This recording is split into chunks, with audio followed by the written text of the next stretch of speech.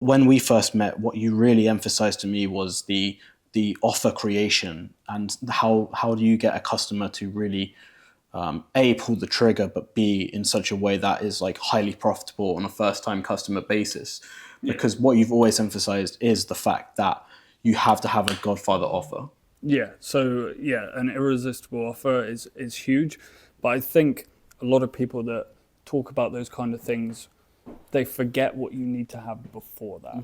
So if we want to build a list of importance to what will impact your business, you want to start.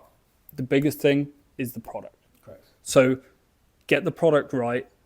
You can have no offer, no upsells, free shipping, and you still should have a relatively good return on ad spend, or you're around break even, just below break even. You have something that you look at it and go, okay, there's something tangible here, instead of running ads on a product that, and this will happen multiple times, to find that product, but to go ahead and have a low return on ad spend at first. People will then try and create an offer, or they'll try and change variables that are not a big enough variable than just switching out the product. Correct. So the product, in my opinion, is 70% of the deal, maybe even more. Then from there, the biggest thing that you want to split test is your pricing. And then from there, and if we look at this from a focus standpoint, 70% of your attention should be on your product. That should be what you put time into. Once you got that ticked off, great.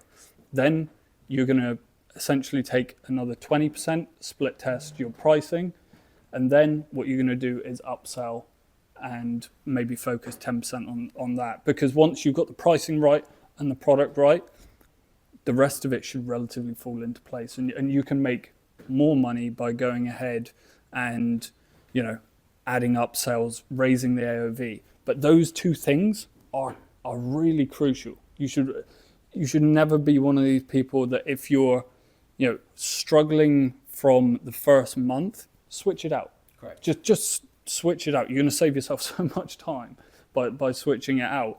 And then you want to concentrate on split testing the price and the offer. Now, the offer creation side, you want to make the customer essentially feel stupid for not spending more. So a great way of doing this is, let's say you have a really good margin product and you're selling it for $24.99. What I would then do is I would add shipping to that, just for the one-time product price. But then what I would do is I would set up maybe a bundle of 3 at $54.99 plus free shipping, because if you spend over 35, you get free shipping. The thing is, no one's spending 35, because if you add 2 to the cart, it's going to cost you 50. You feel stupid for not spending more, therefore your AOV goes up, and now you're not just working with a price point of 25, maybe your average order value is now 32, 33. You're managing to get more profit from each order.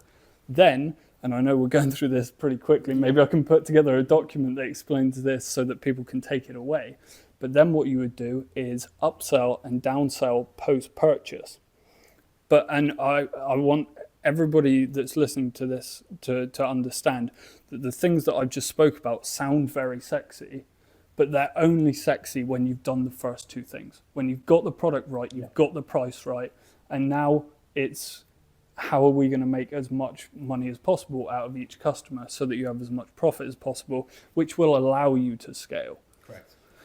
Then there's obviously things like emails, Google Ads. Google Ads generally pick up when there's a lot of cold traffic, so you need to get your Facebook ads right. That's the first place I would go. I would go to Facebook before you go to Google, because it's hard to make something scale on Google if you don't have that much cold traffic coming in. A lot of Google return on ad spend is search-based and people looking for your brand. But I would definitely say that Facebook is the first place that you should go to test a product. TikTok ads, TikTok shop, we can get onto that in a bit. But if you want sustainable results, maybe not every single day, but over the month and over the weeks, Facebook is the first place to go.